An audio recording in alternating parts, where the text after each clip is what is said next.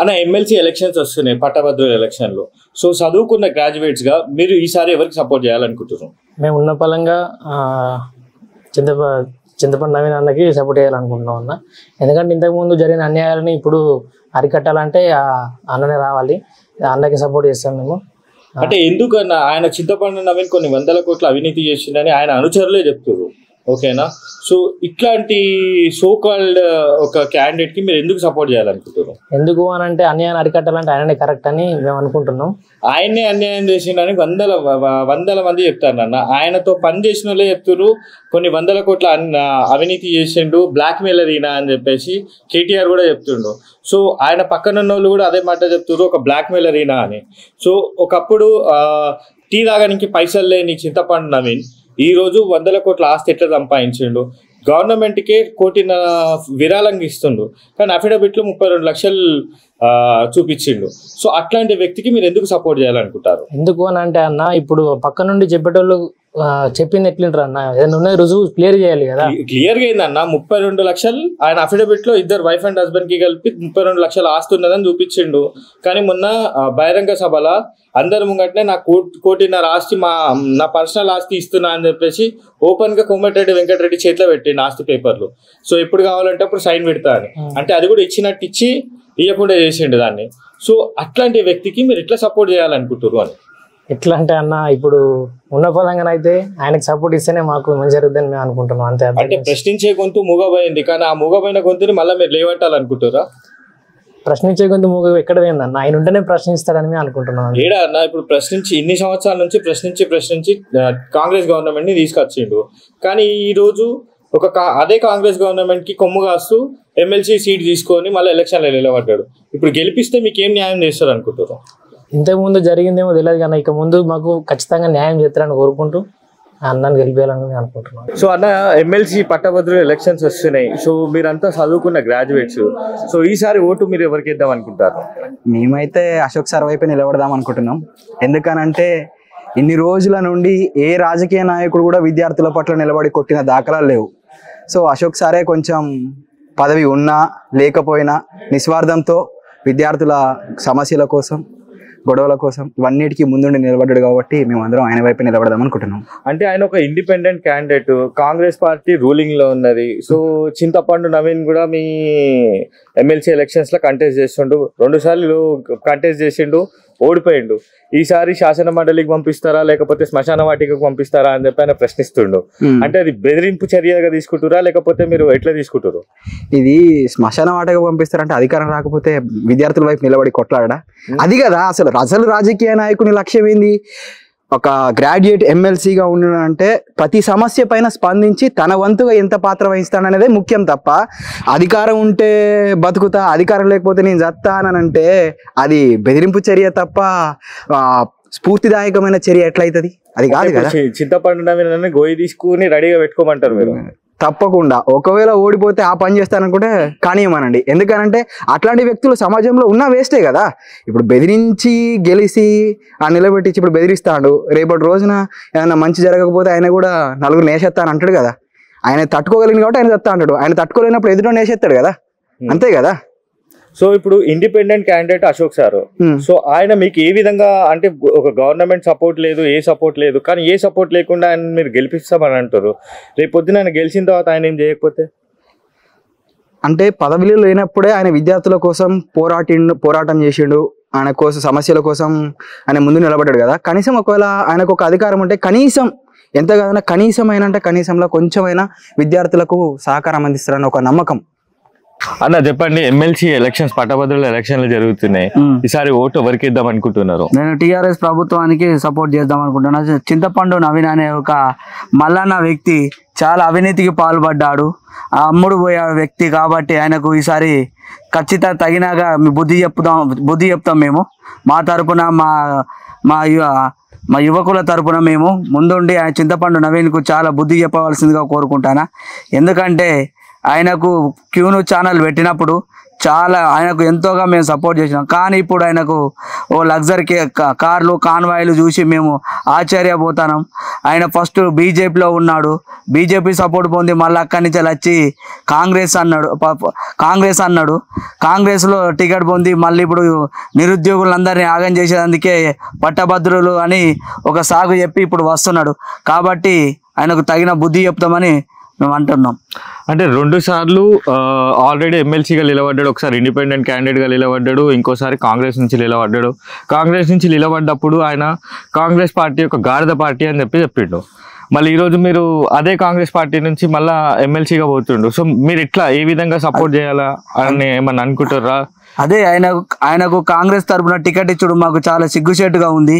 అసలు వ్యక్తిని కాంగ్రెస్ పార్టీలో జాయిన్ చేసుకోవడమే మొదటి తప్పు. కాబట్టి చింతపండు నవీన్కు తగిన బుద్ధి చెప్తాం. మేము టీఆర్ఎస్ పార్టీకి ఖచ్చితంగా సపోర్ట్ చేస్తాం మేము. ఆయన ఇంకోటి ఏంటంటే శాసన మండలికి పంపిస్తారా లేకపోతే శ్మశాన వాటికకు పంపిస్తారా అని చెప్పి ఒక ప్రశ్న అడిగిండు. సో మీరు శాసన మండలికి పంపిద్దాం అనుకుంటున్నారా లేకపోతే ఆయన శ్మశాన వాటికకే పంపిద్దాం అనుకుంటున్నాను. శాసన మండలిలో పంపిస్తే ఇంకేంత నిరుద్యోగుల విషయాల పట్ల చాలా అన్యాయం జరుగుతుంది. వాటి ఆయన శ్మశానానికి పోయినా మాకు తప్పుగా లేదు, పంపిస్తాం ఖచ్చితంగా. ఆయన శ్మశానానికే పంపిస్తాం. అన్న ఎమ్మెల్సీ ఎలక్షన్స్ జరుగుతున్నాయి, ఈసారి 3 పార్టీలు హోరాహోరీగా జరుగుతున్నాయి, ఇంకో 2 ఇండిపెండెంట్ క్యాండిడేట్ల కూడా హోరాహోరీగా నడుస్తుంది. సో ఈసారి ఎవరికి ఓటేద్దాం అనుకుంటున్నారు? కాంగ్రెస్ తీర్మానం ఎందుకన్నా రీజన్ ఏంటి? ఆయన యాక్చువల్లీ టాకింగ్ పవర్ బాగుంటుంది, అందులో అడిగే అర్హత కూడా ఉంది ఆయనకి, అడగలడు బాగా. అందులో అధికారం కూడా కాంగ్రెస్ ఉంది కాబట్టి వేద్దాం అనుకున్నా. అధికారం కాంగ్రెస్ కి లేనప్పుడు ఆయన 100 కోట్లు సంపాదించిందని చెప్పి ఆయన అనుచరులే చెప్పిండ్రు. ఓకేనా? సో ఈ రోజు ఒకప్పుడు చాయ్ పైసలు అడుక్కున్న తీన్మార్ మల్లన్న ఈ రోజు 100 కోట్ల ఆస్తి సంపాదించిండు. సో అట్లాంటి వ్యక్తికి, అంటే ఒక అవినీతి చేసే వ్యక్తికి మీరు ఎట్లా సపోర్ట్ చేద్దాం అనుకుంటారు? అవినీతి అని కాదన్న, ఇప్పుడు అవినీతి ఎవరు చేయట్లేదు, అందరు చేస్తూనే ఎవరు ఆ పార్టీ నుంచి ఈ పార్టీలో పోతారు, ఈ పార్టీ నుంచి ఆ పార్టీలో పోతారు, సహజం ఇదని. దీంట్లో ఇండైరెక్ట్ మీరు అవినీతికి సపోర్ట్ చేస్తా అంటారు? సపోర్ట్ చేస్తా అనట్లేదు నేను, కాకపోతే ఆయన వ్యక్తిత్వం పరంగా మంచోడు, అడగగలడు, మంచిగా ఏదైనా ఉంటే ఏదన్నా చేయగలడు. విద్యార్థులు కూడా మాకు మెయిన్ కావాల్సిందే ఎడ్యుకేషన్ పరంగా. రోజు దాకా తీన్మార్ మల్లన్న ఒక విద్యార్థి కోసం ఉద్యమం చేసింది 7 దాఖలాలు లేవు. సో అట్లాంటి వ్యక్తికి మీరు ఎట్లా సపోర్ట్ చేద్దాం అంటారు? చేస్తారేమో మరి ఇక ఫ్యూచర్ లో చేయొచ్చు.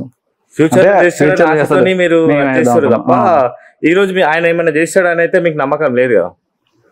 ఆయన అధికారంలో వస్తే ఇప్పుడు నా ఒపీనియన్ ఏంటంటే కాంగ్రెస్ ఇప్పుడు అధికారంలో ఉంది, సో దాని పరంగా చేయొచ్చు అని కాంగ్రెస్ పార్టీ ఇచ్చిన హామీలే ఇప్పటిదాకా నెరవేర్చలేదు. ఒక్క బస్సు తప్ప, లేడీస్ బస్సులు తప్ప ఇప్పటిదాకా కాంగ్రెస్ గవర్నమెంట్ ఇచ్చిన హామీలో ఒక్క హామీ కూడా సరిగ్గా నెరవేర్చుకోలేకపోయింది. రైతులు ఏడుస్తాండ్రు, మీరు చదువుకున్న గ్రాడ్యుయేట్స్, మీరే కదా ఆలోచించాలి. రేపొద్దున ఈ రోజు మీరు వేసే ఓటే రేపొద్దున మీ ఫ్యూచర్ డిసైడ్ చేస్తారు. సో ఒక అవినీతి పరుడికి మీరు ఓటు ఎట్లా ఇస్తా అంటారు? ఇప్పుడు మీరు అన్నారు ఎలక్షన్స్ అయిపోయి ఇంకా నెరవేరలేనండు, మా అంటే ఒక 6 నెలలు అయింది. ఇప్పుడు ఫ్రీ బస్ పెట్టారు, అన్నీ 1 by 1 జరుగుతాయేమో, అట్లా వాళ్ళు టైం తీసుకుంటారు, అన్నీ ఒకేసారి జరగగానా. ఒక్కొక్క హామీ కోసం ఒక 6 నెలలు పట్టింది మినిమం. అవన్నీ వాళ్ళు సర్వే చేసి అవన్నీ చేస్తేనే సర్వేలు చేసి అన్ని చేసుకునే వాళ్ళు 100 రోజుల టైం తీసుకున్నారు అన్న. కానీ 5 హామీలు ఇచ్చారు కదా, 6 హామీలు ఇచ్చారు మొత్తం. 6 ఓకే, 6 హామీలల్లో ఒక్క హామీ పూర్తిగా వచ్చింది, మిగతా హామీలు ఏవి జరగలేదు. సో అట్లా ఉన్న గవర్నమెంట్ అంటే ఇప్పుడు రైతులది ఎప్పుడైనా మీరు చూసిరో లేదో వీడియోలు, రైతులు ఏడుస్తాను రోడ్ల మీద. సో మీరు ఇప్పుడైనా వాళ్ళకి ఏదైనా చూపియాలి అనుకుంటురా, లేకపోతే చేంజ్ కోరుకుంటురా, లేకపోతే అదే పార్టీకి కొమ్ము వేయాలనుకుంటురా? అది చేంజ్ ఖచ్చితంగా వద్దన్న, కాంగ్రెస్ పార్టీలో రావచ్చు. సో అంటే ఇప్పుడు మీరు తీన్మార్ మల్లన్న అఫిడవిట్ లో 32 లక్షలు ఆయన ఆస్తి చూపించిండు, కాంగ్రెస్ గవర్నమెంట్ కి ₹1 కోటి చిల్లర ఆస్తి రాసిస్తా అన్నారు. సో దాన్ని మీరు ఏ విధంగా సమర్థిస్తారు? సమర్థించాలంటే అంటే మీరు చెప్పే పరంగా అయితే కొద్దిగా అది రాంగ్. అది అంటే మీరు అన్నారు కదా అప్పుడు ఇట్లా చూపెట్టారని, అట్లా అవినీతి చెప్పవచ్చు, కాకపోతే అవి ప్రూఫ్స్ ఉన్నాయా దానికి? డైరెక్ట్ గా మీకు అఫిడవిట్ లో 32 కోట్లు చూపించిండు, డైరెక్ట్ గా బహిరంగంగా అందరి ముందే ₹1.5 కోటి చిల్లర దగ్గర ఆయన నా ఆస్తి రాసిస్తున్నా అని చెప్పేసి, నా కుటుంబ ఆస్తి రాసిస్తున్నా అని చెప్పిండు. కుటుంబ ఆస్తి, వైఫ్ అండ్ హస్బెండ్ ఇద్దరు ఆస్తి కలిపి 32 లక్షలు ఓకేనా అఫిడవిట్ లో చూపించింది. కానీ ఇవాళ ఆయన డైరెక్ట్ కాంగ్రెస్ పార్టీకి చూపించిన ఆస్తి వచ్చి ₹1.5 కోటి చిల్లర. సో దాన్ని మీరు ఏ విధంగా తీసుకుంటారు? దాన్ని అంటే ఇప్పుడు ఎవరైనా అంతే అన్న, ఇప్పుడు చూపించేది వేరే ఉంటది, వాళ్ళు సంపాదించేది వేరే ఉంటది. ఇప్పుడు ఎవరైనా ఎక్కువ సంపాదిస్తారు, గవర్నమెంట్ చూపించే తక్కువ చూపెడతారు, చెప్పలేం కదా అది. అన్న, ఎమ్మెల్సీ పట్టభద్రుల ఎలక్షన్ జరుగుతున్నాయి. ఈసారి ప్రత్యేకంగా ఒక 5 బీఆర్ఎస్ నుంచి, బీజేపీ నుంచి అండ్ కాంగ్రెస్ నుంచి 2 ఇండిపెండెంట్ క్యాండిడేట్లది గట్టిగా వినిపిస్తుంది పేరు. సో ఈసారి మీరు ఎవరికి సపోర్ట్ చేద్దాం అనుకుంటారు? మేమైతే ఇండిపెండెంట్ అభ్యర్థులకు సపోర్ట్ చేయాలనుకుంటున్నాం. అంటే ఎందుకన్నా ఇండిపెండెంట్ అభ్యర్థులు అంటే ఏం చేయలేరు కదా వాళ్ళు? ఇండిపెండెంట్ అభ్యర్థులు ఏం చేయలేరు అని అంటే ప్రధానంగా ఇది గ్రాడ్యుయేట్ ఎలక్షన్స్. ఓకే, ఇందులో మాట్లాడాల్సిన అంశాలు ఏముంటాయనంటే అనేక మంది రాష్ట్రం ఏర్పడిన తర్వాత ఉద్యోగాల కోసం మాట్లాడే సందర్భంలో వాళ్ళ తరపున గొంతును వినిపించాలని అనుకుంటారు. ఆ విధంగా ఈసారి గ్రాడ్యుయేట్ ఎలక్షన్లలో పోటీ చేసినప్పుడు అనేక సందర్భాల్లో అధికార పార్టీ నాయకులు ఉన్నారు, ప్రతిపక్ష పార్టీ నాయకులు ఉన్నారు. ఇందులో మీరు కూడా ఇప్పుడు అన్నారు 5 ప్రధానంగా పోటీ వినబడుతుందని. వాస్తవానికి 45 నుంచి 50 మంది పోటీ చేస్తుంటే మీలాంటి మీడియా ఛానల్ కూడా కేవలం 5 ఉన్నారు అని చెప్పడంలో ఇలానే చాలా మంది చెప్తూ ఉన్నారు. కానీ 5 కాదు, ఎంతమంది ఉన్నారో అంతమందిని ప్రచారం చేయాల్సిన బాధ్యత మీ మీద ఉంటుంది. ఎందుకు అనంటే రాజకీయ పార్టీల్లో డబ్బులు ఇచ్చో లేదంటే వాళ్ళ పార్టీ ఓటు బ్యాంకును చూసో వేసే ఓట్లు ఉంటాయి. కానీ నిజాయితీగా ప్రజల నుంచి వచ్చే నాయకులను ప్రమోట్ చేయాల్సిన బాధ్యత మీ మీద ఉన్నది. ఈ విషయంలో ప్రధానంగా మీరు చెప్పే అభ్యర్థులలో తీన్మార్ మల్లన్న ఉన్నాడు. తీన్మార్ మల్లన్న కాంగ్రెస్ నుంచి పోటీ చేస్తుండు, బీఆర్ఎస్ నుంచి రాకేష్ రెడ్డి పోటీ చేస్తుండు, బీజేపీ నుంచి ప్రేమేందర్ రెడ్డి పోటీ చేస్తుండు. ఈ ఎన్నికల్లో విద్యార్థుల పట్ల ఎవరైతే ఇంతవరకు ప్రశ్నించి మాట్లాడిరో వాళ్ళని గెలిపించాలని విద్యార్థులు మేము కోరుకుంటాం. అట్లా బీజేపీ అభ్యర్థి ప్రేమేందర్ రెడ్డిని చూస్తే ఇప్పటి వరకు ఆయన ఎక్కడ కూడా విద్యార్థుల గురించి కానీ విద్యార్థుల సమస్యల గురించి కానీ మాట్లాడిన సందర్భం లేదు. ఎప్పుడు ఆయన కనీసం ఈ క్యాంపస్ ముఖాన్ని చూసింది కూడా మేము ఎప్పుడు చూడలేదు. అట్లనే రాకేష్ రెడ్డి ఉన్నాడు. ఆయన వ్యక్తిగతంగా చాలా మంచోడు అని సేవలు చేసాడని బయట ఒక అభిప్రాయం ఉన్నది ప్రజలలో. కానీ ఆ అభిప్రాయాన్ని మనం పరిగణలోకి తీసుకునేటప్పుడు ఆయన ఏం చేసిండు అనేది కూడా అవసరం. లాస్ట్ టైం బీజేపీ నుంచి ఎమ్మెల్యే టికెట్ ఆశించిండు. ఒక్కసారి ఎమ్మెల్యే టికెట్ రాకపోయేసరికి పార్టీ మారిండు. రేపు ప్రొద్దున ఎమ్మెల్సీ గెలవకుంటే బీఆర్ఎస్ పార్టీలో ఉండడో తెలియదు. కాబట్టి అట్లాంటి వ్యక్తులను నమ్మే పరిస్థితి కూడా ఇప్పుడు మాలాంటి విద్యార్థులలో లేదు. వీళ్ళిద్దరిని పక్కన పెడితే తీన్మార్ మల్లన్న ఉన్నాడు. తీన్మార్ మల్లన్న మొత్తం క్యూ న్యూస్ని ఈ సమాజంలో తీసుకొని వచ్చి తెలంగాణ ఏర్పడిన తర్వాత ఒక ప్రశ్నించే గొంతుగా తెలంగాణ రాష్ట్రం మొత్తానికి ప్రచారం అయ్యాడు. అయిన వరకు ఓకే, కానీ ఆయన ఏ ప్రజల కోసం అయితే మాట్లాడిండో ఇప్పుడు ఆ ప్రజలు ఆయన నమ్మే పరిస్థితులలో లేరు. ఎందుకు లేరు అన్నప్పుడు ఓసారి నాది అంగిలావు సిద్ధాంతం అంటాడు, ఓసారి నేను మొత్తం తెలంగాణ ప్రజలకు నా ఆస్తిని ఇస్తా అంటాడు, ఒక్కోసారి నా దగ్గర ఏం లేవంటాడు. కానీ ఈరోజు ఆయన ఏ స్థాయిలో ఉన్నాడో మీడియా వాళ్ళకి తెలుసు, విద్యార్థులకు తెలుసు. ఒకప్పుడు తినడానికి తిండి లేదు, 5 రూపాయలు ఛాయ్కి ఇస్తే నేను మనం ఛాయ్ దాయ పైసలు ఇస్తే నేను ఎన్నికల్లో కొట్టేసి గెలుస్తాను మల్లన్న ఈరోజు కోట్లు విలువ చేసే కార్లలో తిరుగుతున్నాడు. ఇదొక అంశం. అయితే రెండవ అంశం, మేము 2018లో ఆయన ఎమ్మెల్యేగా పోటీ చేసినప్పుడు ప్రచారానికి పోయినాం. అట్లనే 2020 మొన్న ఇంతకుముందు జరిగిన గ్రాడ్యుయేట్ ఎలక్షన్లలో కూడా మేము ఆయనకు మద్దతు తెలిపినాం. కానీ ఈరోజు తీన్మార్ మల్లన్న మమ్మల్ని గుర్తుపట్టే పరిస్థితులలో లేడు. అంటే మీరు ఆయనతో కలిసి తిరిగినాం, పోటీ అంటే ప్రచారాల్లో తిరిగినాం, 2 సార్లు ఎలక్షన్ నిలబడ్డాడు, 2 సార్లు మీరు సపోర్ట్ చేసిరా అంటారు. ఈసారి ఎందుకు సపోర్ట్ చేయని అంటారు? చెప్తున్నా, ఇప్పుడు మమ్మల్ని గుర్తుపట్టే పరిస్థితులలో మల్లన్న లేడు. అందుకోసం ప్రశ్నించే గొంతు మూగపోయింది అంటారు.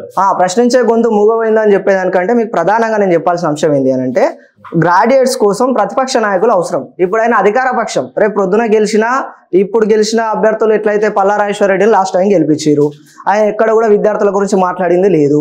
దాంతోపాటు ఆయనకు ఫేవర్గా ఎవరైతే ఉంటారో వాళ్ళకు మాత్రమే వేసి యూనివర్సిటీల కేంద్రంగా అనేక కళాశాలలకు ఆయనకు కావాల్సిన అనుచరులకు కావాల్సిన పనులను చేపించుకోండు. రేపు మల్లన్న ఎమ్మెల్సీ గెలిస్తే కూడా కాంగ్రెస్ పార్టీకి ఏం అవసరమో గజ్జెత్తాడు తప్ప విద్యార్థుల కోసం అయింది మల్లన్న చేయడు. అంటే ఇప్పుడు మల్లన్న ఏమంటుండంటే శాసన మండలికి పంపిస్తారా నన్ను, లేకపోతే శ్మశాన వాటికకు పంపిస్తారా అని అంటారు. అంటే మీరు ఇప్పుడు ఆయనకు చెప్పే సమాధానం ఏందంటారు?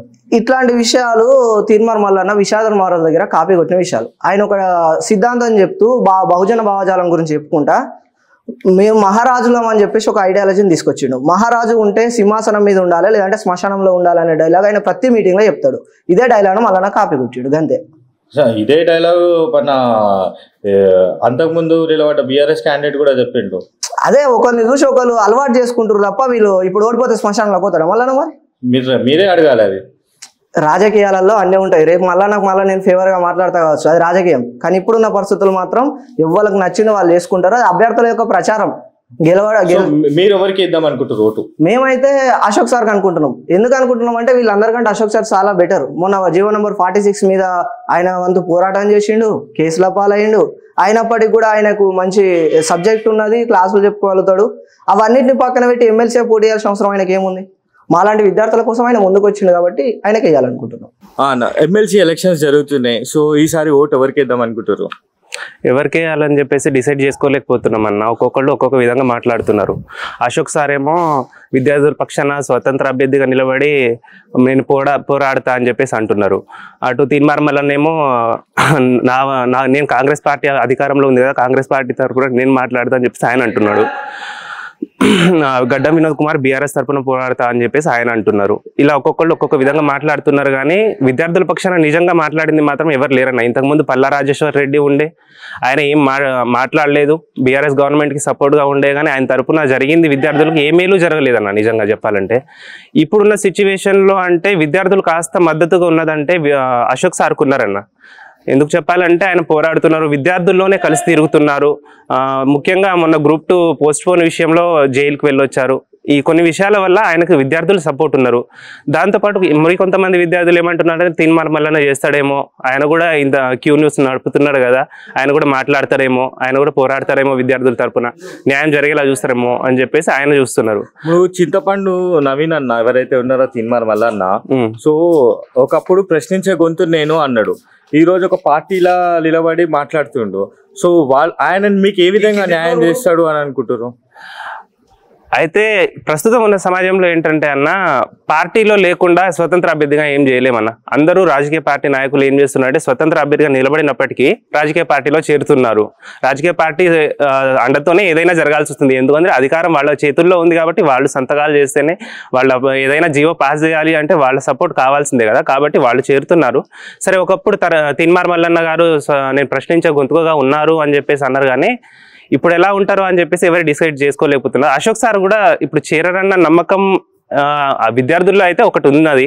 చెప్పారు కూడా, నేను రాసిన పుస్తకం సాక్షిగా చెప్తున్నాను, నేను ఎటువంటి పార్టీలో చేరను, నేను తప్పనిసరిగా స్వతంత్ర అభ్యర్థిగానే ఉంటాను, అలాగే పోరాడతాను అని చెప్పేసి ఆయన అన్నారు. అయితే ఇక్కడ విషయం ఏంటంటే విద్యార్థులు ముఖ్యంగా డిమాండ్ చేసేది గ్రూప్ 2, గ్రూప్ 3 పోస్టుల పెంపన్న.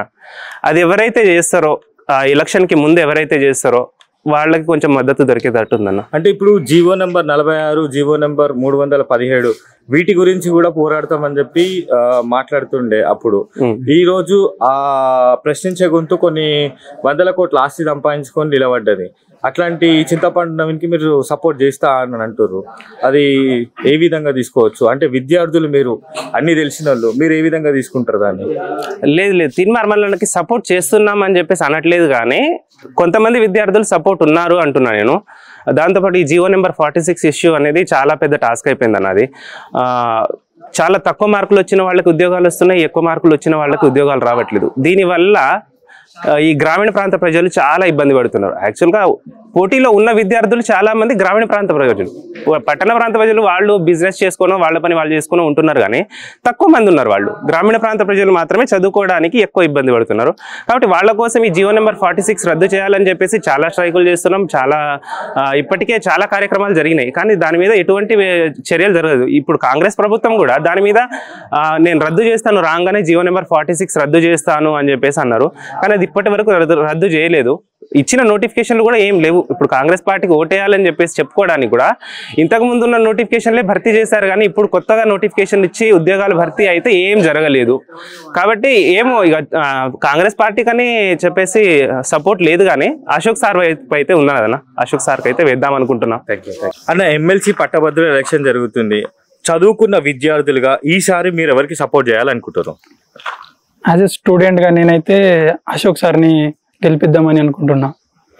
ఎందుకు అంటే రీజన్ ఏంటి? ఎందుకంటే అశోక్ సార్ గారు స్టూడెంట్స్ కోసం ఎంతో చేశారు. అధికారంలో లేకున్న ఒక సార్గా స్టూడెంట్స్కి, నిరుద్యోగులకు ఏంటంటే last year constable GO number 46 గురించి పోరాటం చేసిర్రు.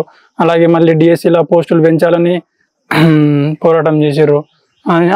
ఇంకా అదేవిధంగా ఏంటంటే ఇప్పుడు గ్రూప్ 2 కానీ గ్రూప్ 3 కానీ దాంట్లో పోస్టులు పెంచాలని కూడా సార్ నిరాహార దీక్ష చేసిర్రు. ఇప్పుడు కాంగ్రెస్ పార్టీ ప్రత్యేకంగా చూసుకుంటే కాంగ్రెస్ పార్టీ, బీఆర్ఎస్, బీజేపీ 3 పార్టీలు ఉన్నాయి. సో ఈ 3 పార్టీలకు కాకుండా ఒక ఇండిపెండెంట్ క్యాండిడేట్కి సపోర్ట్ చేస్తారు. సో పార్టీలో ఉండే క్యాండిడేట్లు కాంగ్రెస్ క్యాండిడేట్ ఉండొచ్చు, లేకపోతే బీఆర్ఎస్ క్యాండిడేట్ ఉండొచ్చు, బీజేపీ క్యాండిడేట్ ఉండొచ్చు. వీళ్ళకి ఎందుకు సపోర్ట్ చేస్తలేరు? వాళ్ళు అధికారంలో ఉన్నా కానీ వాళ్ళు సరిగా పనిచేస్తలేరు.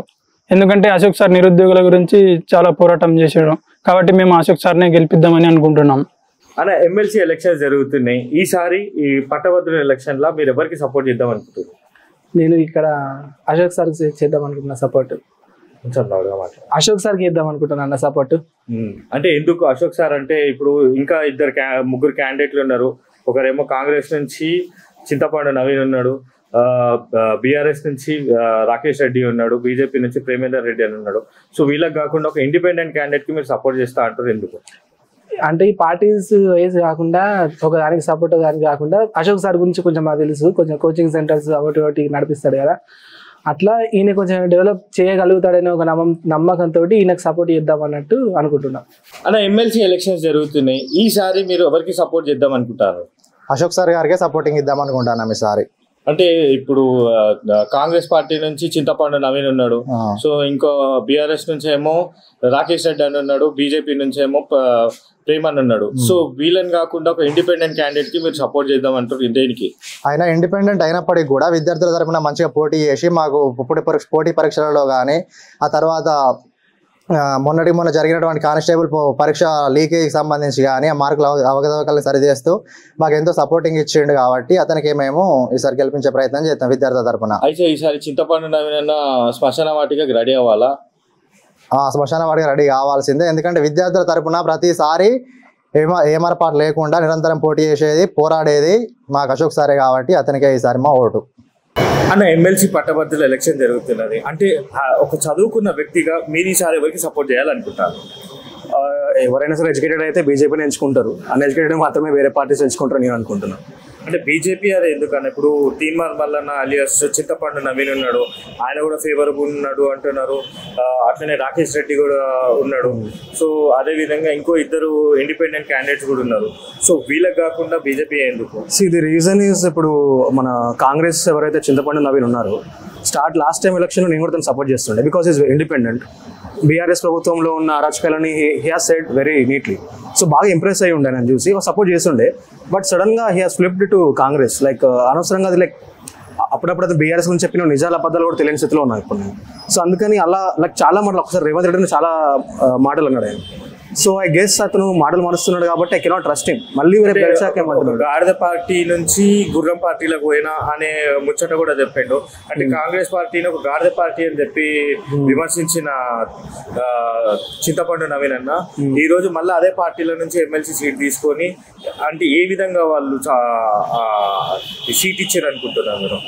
లేదు, ఇప్పుడు మామూలుగా మల్లన్న న్యూట్రల్ గా వర్క్ చేసినప్పుడు చాలా ఫాలోయింగ్ వచ్చింది. అదే ఫాలోయింగ్ ని క్యాచ్ చేసుకుందామని ఇప్పుడు కాంగ్రెస్ అనుకుంటుంది.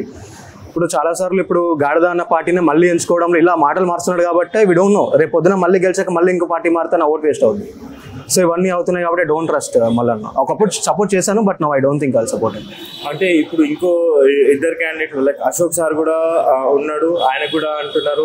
ఇంకోటి జడ్సన్ సార్ ఉన్నాడు, ఆయన కూడా సపోర్ట్ చేస్తున్నామని కొంతమంది విద్యార్థులు చెప్తున్నారు. రాకేష్ రెడ్డి సార్ కూడా సపోర్ట్ చేస్తున్నామని కొంతమంది చెప్తున్నారు.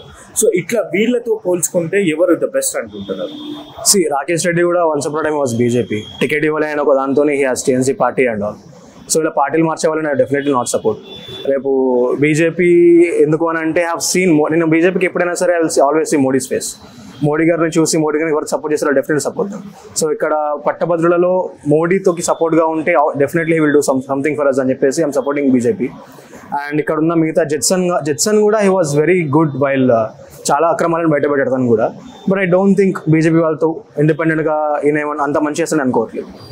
సో కొంతమంది స్టూడెంట్స్ చెప్పేది ఏంటంటే మేము కొంతమంది ఇండిపెండెంట్ అంటే ఇప్పటిదాకా నేను తిరిగినప్పుడు ఇండిపెండెంట్ క్యాండిడేట్లకు కూడా సపోర్ట్ చేస్తున్నామని కూడా స్టూడెంట్స్ చెప్పారు. సో అంటే స్టూడెంట్స్లో ఏముంది అంటే చదువుకున్న వ్యక్తులుగా సో మీరు అవతల వ్యక్తుల్లో ఏం చూస్తారు? క్యారెక్టరా ఇంకేమన్నా? Definitely character is very important. మనం వేసేటప్పుడు అంటే అతని క్యారెక్టర్ బాగుంటేనే హీ విల్ క్యారెక్టర్తో పాటు ఫిలాసఫీ కూడా ఉండాలి. He has to stick to the philosophy. ఆ ఫిలాసఫీకి ఉంటేనే వీ క్యాన్ సపోర్ట్ హిమ్. ఇప్పుడు తీర్మార్ మల్లన్న కానీ ఎవరైనా కానివ్వండి, వాళ్ళ ఐడియాలజీ మారుస్తూ ఉంటే మనం ఏం సపోర్ట్ చేస్తాం వాళ్ళకి. సో దట్స్ 100 కోట్లు సంపాదించిన తీర్మార్ మల్లన్న ఆ శాసన మండలికి పంపిస్తారా లేకపోతే శ్మశాన వాటికి పంపిస్తారా అని చెప్పి డైరెక్ట్ గా ఉన్న పట్టభద్రులను అడుగుతుండ్రు. సో ఒక పట్టభద్రుడిగా మీరు ఆయన శాసన మండలికి పంపిద్దాం అనుకుంటున్నారా లేకపోతే శ్మశాన వాటికి పంపిద్దాం? శ్మశాన వాటికి అయినా కానివ్వండి, will definitely not vote for him. ఎందుకంటే నేను ఐ సపోర్టెడ్ మల్లన్న. లైక్ మా ఫ్యామిలీలో పొద్దున్న లేస్తే ఆయన న్యూస్ చూస్తుండే. సో చూసి న్యూట్రల్గా ఉన్నాడు, చాలా బాగా ఇండిపెండెంట్గా చేసినప్పుడు మాకు ఓట్ లేదు అప్పటికి, వేసేవాళ్ళం ఉండుంటే అతనికి. బట్ ఆయన హ్యాపీ దట్ అప్పుడు వేయలేదని చెప్పేసి వేస్తుంటే ఇంకేమయ్యేది. ఎప్పుడైనా సరే ఇండిపెండెంట్ వాళ్ళు ఏంటంటే లాస్ట్ టైం మల్లన్న ఇండిపెండెంట్గానే వేసాడు, బట్ పార్టీ అండతో ఉన్న వాళ్ళు గెలిచారు. సో డెఫినెట్లీ ఇండిపెండెంట్ వాళ్ళకి అంత ఎడ్జ్ లేదని నేను అనుకుంటున్నాను. నేను వేసిన ఓటు వేస్ట్ అవుతుందేమో నా ఫీలింగ్ ఇండిపెండెంట్గా వేస్తే. ఈసారి పట్టభద్రుల ఎలక్షన్స్ నడుస్తున్నాయి. ఈసారి మీరు ఓటు ఎవరికి ఇద్దాం అనుకుంటున్నారు? రాకేష్ రెడ్డికి ఇద్దామని అనుకుంటున్నాను అండి. రాకేష్ రెడ్డి అంటే బీఆర్ఎస్ క్యాండిడేట్. అవును, BRS candidate. So Teenmar Mallanna alias చింతపండు నవీన్ కూడా ఉన్నాడు, బీజేపీ క్యాండిడేట్ కూడా ఉన్నారు, ఇంకా ఇండిపెండెంట్ క్యాండిడేట్స్ కూడా ఉన్నారు. సో వాళ్ళకి కాకుండా ఈయనకి ఎందుకు అంటే ఇప్పుడు తీర్మార్ మల్లన్న మనం చూసి ఉన్నాం. ఇంతకుముందు కూడా ఎమ్మెల్సీలో నిలబడ్డాడు. అప్పుడు మంచి క్యాండిడేట్ లాగా అనిపించాడు. కానీ అతని వ్యక్తిత్వం అనేది ప్రజల్లో అర్థమవుతుంది. దానివల్ల మనం అతనికి వేయడం అనేది ఒక మంచి పద్ధతి కాదనేది మా యొక్క అభిప్రాయం. అందుకనే రాకేష్ రెడ్డి మేనిఫెస్టో కూడా మాకు నచ్చింది. అతను ఏమన్నాడంటే అతని శాలరీ మొత్తము విద్యార్థులకు ఖర్చు పెడతా అని చెప్పాడు. అండ్ అతని శాలరీ కూడా నిరుపేద విద్యార్థులు ఉండే రూమ్లో వాళ్ళకి ఉచిత పుస్తకాలు ఇప్పిస్తానని చెప్పాడు. అందుకే మేము రాకేష్ రెడ్డికి ఇద్దామని అనుకున్నాం. అన్న ఈసారి ఎమ్మెల్సీ పట్టభద్రుల ఎలక్షన్స్ నడుస్తున్నాయి. ఈసారి ఓటు ఎవరికి వేస్తే బాగుంటుందని మీరు అనుకుంటున్నారు? బీఆర్ఎస్ పార్టీ అభ్యర్థి యనమల రాకేష్ రెడ్డి కోటేద్దాం అనుకుంటున్నాను. ఎందుకన్నా ఇంకా 2-3 క్యాండిడేట్స్ ఉన్నారు కదా? అంటే యనమల రాకేష్ రెడ్డి ఎంఎస్ చేసిన బిట్స్ పిలానీలో చేసిండు, మంచి విద్యావేత్త, నిరుపేద విద్యార్థుల గురించి ఆలోచిస్తాడు. ఇంత ముందుకు అందరికీ ప్లేస్మెంట్స్ ఇచ్చాడంట వరంగల్లో, మంచి క్యాండిడేట్. అతను శాలరీ కూడా నిరుపేద విద్యార్థులకు ఇస్తానంటున్నాడు. ఇక ఇంకో క్యాండిడేట్ చింతపండు నవీన్, వాడికి అంత వరస్ట్ ఫీల్, వాడికి వేసే కన్నా వేరే వాళ్ళు ఎవరికి వేసినా నయం. అందుకనే ఆ వరస్ట్ ఫీల్ని ఎంకరేజ్ చేయకుండా యనమల రాకేష్ రెడ్డికి వేసి కొంచెం విద్యార్థులు కొంచెం చక్కగా ఓటుని వినియోగించుకోవాలని నేను అప్పీల్ చేస్తున్నాను. మీరు ఓటు ఎవరికి ఇద్దామని అనుకుంటున్నారు? యాజ్ ఏ చదువుకున్న గ్రాడ్యుయేట్స్ గా ఎవరికి ఓటు ఇద్దాం అనుకుంటున్నారు? ప్రస్తుతానికి అయితే ఉన్న ఎమ్మెల్సీ ఎలక్షన్లలో ఉన్న దాంట్లో బీజేపీ అండ్ కాంపిటీషన్ వచ్చేసి కాంగ్రెస్ పార్టీ ఉంది. కాకపోతే కూడా ఏంటంటే యూట్యూబ్ ఛానల్ ఇంతకుముందు ఆయన పెట్టి ఒకప్పుడు అయితే మా ప్రజల కోసం అట్లా కొంచెం పోరాడింది. కానీ ఉంటా ఏంటంటే నాయకులను విమర్శించడం, వ్యతిరేకంగా మాట్లాడడం, ఆ రకంగా ధోరణిలో పోయిండు. ప్రజలకు కూడా ఏంటంటే ఈయన ఇంతేనా అన్న ఒక మాట వచ్చింది. ప్రజెంట్ ఇప్పుడైతే pure and pure political party నుంచి వచ్చి ఒక నాయకులకి ఇంతకుముందు ఒక ఎమ్మెల్యే క్యాండిడేట్ నించొని మళ్ళీ ప్రజెంట్ వచ్చేసి ఒక బీజేపీ క్యాండిడేట్ నుంచి ఒక రాకేష్ రెడ్డి గారు వస్తున్నారు. సో మేబీ సెంట్రల్ గవర్నమెంట్ నుంచి మనకి ఎటుకూడి మనకు ఒక హోప్ ఉంది, ఖచ్చితంగా 400 క్రాస్ అయ్యేదని. సో దాని హోప్తో మళ్ళీ ఇక్కడ ఎంపీ ఎలక్షన్లో అదొకటి మనకి ఒక ఛాన్సెస్ ఉంది. సో మ్యాక్సిమం వచ్చేసి ఒక బీజేపీకి పడతామన్న ఉద్దేశంతో అనుకుంటున్నాను. సో టఫ్ కాంపిటీషన్ అయితే ఉంటుంది ఇద్దరి మధ్యలో. సో అట్లా సార్, ఎమ్మెల్సీ పట్టభద్రుల ఎలక్షన్ నడుస్తుంది. ఈసారి ఓటు ఎవరికి వేస్తే బాగుంటుందని మీరు ఒక సీనియర్ సిటిజన్ గా మీరు ఎవరికి సపోర్ట్ చేస్తే బాగుంటుందని గుర్రాలకు సజెషన్స్ ఇస్తారు సార్? ఓకే, ఎమ్మెల్సీ ఎలక్షన్ అంటేనే పెద్దల సభ, అది ఎగువ సభ. మామూలుగా పెద్దలు, మేధావులు, విద్యావంతులు పోటీ చేసే సభ అది. దాంట్లో ఇప్పుడు 3 మేధావులు ఉన్నారు. కానీ అందులో ఇప్పుడు ప్రేమేందర్ రెడ్డికి మెజారిటీ వస్తుంది. ప్రేమేందర్ రెడ్డికి అందరూ ఓటేస్తారు. ఆయన చాలా పార్టీ పరంగా కానీ అన్ని పై నుంచి కింది దాకా మంచి సిస్టమ్, మంచి పద్ధతులు పాటిస్తుంది బీజేపీ అనేది మా ఆలోచన. ఈవెన్ దో మేము కాంగ్రెస్ పార్టీ, కానీ ఆ కాంగ్రెస్ పార్టీ పెట్టిన వ్యక్తి మీద పోయినసారి ఏదో మెజారిటీ వచ్చిందని ఆయనకి ఇచ్చారు, కానీ సొంతంగా ఆయనకు లేదు క్యాడర్ ఇక్కడ. సో ఆయన బహుశా ఆయన కూడా ఈదుతున్నాడు. ఎవరు గెలుస్తారనేది చెప్పలేము. కానీ ఇప్పుడు చింతపండు నవీన్ అలియాస్ తీర్మార్ మల్లన్న కూడా ఉన్నాడు రేస్ లో, రాకేష్ రెడ్డి గారు ఉన్నారు బీజేపీ నుంచి, ఇంకో 2-3 ఇండిపెండెంట్ క్యాండిడేట్, చాలా మంది, ఒక 40 మంది చేంజ్ ఉన్నారు. సో వీళ్ళల్లో మీకు తీర్మార్ మల్లన్న గురించి ఏమనుకుంటున్నారు? తీర్మార్ మల్లన్న పోయినసారి ఒక ప్రత్యేకమైన పరిస్థితిలో పోటీ చేసి ఓడిపోయినప్పుడు ఆయనకు ఓట్లు పడ్డ మాట వాస్తవమే. పిల్లలంతా యూత్ వేసారు ఇదేదో జరుగుతుందని. కానీ ఈసారి అలా లేదు, మేధావులు ఉన్నారు. ఇది మేధావులు చేయాల్సిన పోటీ. ఇది ప్రేమేందర్ రెడ్డి కానీ రాకేష్ రెడ్డి కానీ చాలా మేధావి వర్గం వాళ్ళు. ప్రజలు ఆలోచిస్తున్నారు వీళ్ళిద్దరికి వేస్తే బాగుంటుందేమో అని నా దృష్టిలో వచ్చింది. తీన్మార్ మల్లన్నకి ఇప్పుడు క్రెడిట్ రేటింగ్ తగ్గిపోయింది. ఎందుకు తగ్గిందంటే ఆయన కొంచెం నోరు కంట్రోల్ ఉండదు, అది పబ్లిక్లో బాగా వెళ్ళిపోయింది. అది రోజు ఒకటి యూట్యూబ్లల్లో మన ఈ సెల్ ఫోన్లల్లో తీన్మార్ మల్ల గురించి బాగా పెడుతున్నారు. మరి అది ఎంతవరకు కరెక్ట్ అనేది తెలుస్తలేదు. నేను పర్సనల్గా మా అభిప్రాయం అయితే మేధావులకే వేస్తాం vote. Thank you sir. MLC elections జరుగుతున్నాయి ఈసారి, హోరాహోరీగా నడుస్తుంది ఎమ్మెల్సీ పట్టభద్రుల ఎలక్షన్. సో ఎవరికి ఓటేస్తే బాగుంటుందని మీరు అనుకుంటున్నారు? ముగ్గురు హోరాహారీగానే ఉన్నారు. టీఆర్ఎస్ తీసుకున్నా, కాంగ్రెస్ తీసుకున్నా, తర్వాత బీజేపీ తీసుకున్నా. ఇప్పుడు మీరు అడిగిన ప్రశ్న ఏంటంటే ఎవరు గెలిస్తే బాగుంటుందని అనుకుంటారు. మేమందరం విద్యావంతులైనటువంటి ప్రతి ఒక్కరు కూడా ఇప్పుడు ఆలోచన చేసేది ఏంటంటే భారతదేశానికి బీజేపీ అవసరం. బీజేపీ క్యాండిడేట్ అయినటువంటి గుజ్జుల ప్రేమేందర్ రెడ్డికి ఓటేయాలనేటువంటి నిర్ణయించుకున్నారు. అది సైలెంట్ ఓట్. ఖచ్చితంగా గుజ్జుల ప్రేమేందర్ రెడ్డికి మేము ఓటు వేయడానికి ట్రై చేస్తున్నాం. ఇంకోటి ఏం చెప్తున్నా అంటే విద్యావంతులందరూ కూడా తీసుకున్న నిర్ణయం ఏంటంటే బీజేపీ కోటేయాలని చెప్పేసి. అక్కడ ప్రేమేందర్ రెడ్డి లేకపోతే ఇంకో వ్యక్తి అనేది అనవసరం. సో ఇప్పుడు చింతపండు నవీన్ కూడా హోరాహోరీగా నడుస్తుంది. ఆయన కూడా ప్రలోభ పెడుతున్నాడు జనాల్ని, నన్ను శాసన మండలికి పంపిస్తారా లేకపోతే శ్మశాన వాటికి పంపిస్తారా అని కూడా మిమ్మల్ని బ్లాక్ మెయిల్ చేస్తున్నారు. సో ఈ పరిస్థితిలో మీరు వాళ్ళకి ఏం చెప్పాలనుకుంటారు? It is one kind of blackmail. Chintapandu Naveen Kumar అనేది బ్లాక్ మెయిల్ అనేది గతంలో వేరే ఉండే. పోయినసారి ఎలక్షన్లో మేమందరం కూడా మూకుమ్మడిగా చింతపండు నవీన్ కుమార్కు తీన్మార్ మల్లన్నకి వేసినాం ఆయన ఏదో చేస్తాడని. తర్వాత మాకు తెలిసింది ఏంటంటే ఆయన బ్లాక్ మెయిలర్ కోటేస్తే ఆయన చేసేది ఏం లేదు ఎవరికి, నిరుద్యోగులకు కానీ ఈ పట్టభద్రులకు కానీ. అదే బీజేపీ కనుక గెలిస్తే పట్టభద్రులకు ఏదైనా చేసే అవకాశం ఉంది, ఈ దేశానికే చేసే అవకాశం ఉంది. పట్టభద్రులు వదిలేయండి, ఈ దేశానికే సేవ చేసే అవకాశం ఉన్నది. అందుచేత మనమందరం, నేను కాదు, నేను ఇంకో 10 మంది చెప్తా, ఆ 10 మంది 10 మంది చెప్తారు, ఆ 10 మంది ఇంకా 10 మంది చెప్తారు. మేమందరం బీజేపీని కాపాడుకుంటాం, బీజేపీ కోటేస్తాం. ఇక్కడ మేము బీజేపీ ప్రధానం, మోడీ ప్రధానం, మాకు కావాల్సింది బీజేపీ. సార్ ఎమ్మెల్సీ పట్టభద్రుల ఎలక్షన్ జరుగుతుంది అంటే చదువుకున్న గ్రాడ్యుయేట్స్ గా, సో మీరు ఈసారి ఎవరికి ఓటేసి గెలిపిద్దామని మీరు అనుకుంటున్నారు సార్? యాక్చువల్గా పట్టభద్రుల ఎలక్షన్ అంటే నిరుద్యోగ సమస్యను పరిష్కరించే నాయకుడు కావాలి. ముఖ్యమైన పాయింట్ అది. అసెంబ్లీలో ఎమ్మెల్సీలో నిరుద్యోగ సమస్యను పరిష్కరించే ఒక వ్యక్తి కావాలి. అందులో సమర్థుడు ఎవడు అనేది పట్టభద్రులు నిర్ణయిస్తారు. మేము నిర్ణయించుకొని దానికి ఓటు వేయాల్సిన బాధ్యత ఉన్నది. ఈ కరెక్ట్గా పేరు చెప్పడం కూడా కరెక్ట్ కాదు అని నేను అనుకుంటున్నాను, కానీ అలాంటి వ్యక్తి మాత్రం ఓటేయాలి. సార్ ఇప్పుడు చింతపండు నవీన్ ఉన్నాడు దాంట్లో రేస్ లా. సో ఆయన ఏంటంటే కొన్ని వందల కోట్లు బ్లాక్ మెయిల్ ద్వారా సంపాదించిందని చెప్తున్నారు. సో అలాంటి వాళ్ళకి కూడా మీరు ఏమైనా సపోర్ట్ చేస్తారా, లేకపోతే అలాంటి వాళ్ళకి సపోర్ట్ చేసే వాళ్ళకి మీరు ఏం చెప్పదలుచుకున్నారు? అలాంటి వాళ్ళకు మీరు అన్నట్టుగా అలాంటి బ్లాక్ మెయిల్ చేసే వ్యక్తికి ఎవరు కూడా ఓటేయరు. నేను ఇప్పుడు అన్నట్టు సమర్థుడైన నాయకత్వం ఉన్న వ్యక్తికి, ఈ నిరుద్యోగ సమస్య పరిష్కరించగల వ్యక్తికి మేము ఓటేస్తాం. కానీ అక్కడ గ్రాడ్యుయేట్స్ అంటేనే అర్థం అది, ఒక సమర్థవంతమైన నాయకుని మాత్రమే ఓటేస్తారు. సార్ ఇప్పుడు జీవో నెంబర్ 46 ఉన్నది, దాని రద్దు గురించి, జీవో నెంబర్ 317 ఉన్నది, దాని రద్దు గురించి కూడా మీరు అంశాలు లేవట్టిరు. 100 రోజుల్లో పూర్తి చేస్తా అని కూడా కాంగ్రెస్ గవర్నమెంట్ చెప్పింది. సో ఇప్పటిదాకా పూర్తి చేయలేదు. దాని మీద మీ ఒపీనియన్ ఏంటి? దాని మీద నిరుద్యోగ యువత మాత్రం కోపంగానే ఉన్నారు. ఆల్రెడీ ధర్నా కార్యక్రమాల్లో కూడా ఉన్నారు ఆ యువత. సో దానికి సపోర్ట్ చేసే ఒక ఆయన వ్యక్తి అశోక్ సార్ కూడా అని చెప్పి కొంతమంది, నేను మార్నింగ్ ఇంటర్వ్యూ చేసినప్పుడు అశోక్ సార్ కూడా సపోర్ట్ చేస్తున్నామని కూడా చాలా మంది చెప్పారు. జడ్సన్ సార్ కి కూడా సపోర్ట్ చేస్తున్నామని చెప్పారు కొంతమంది.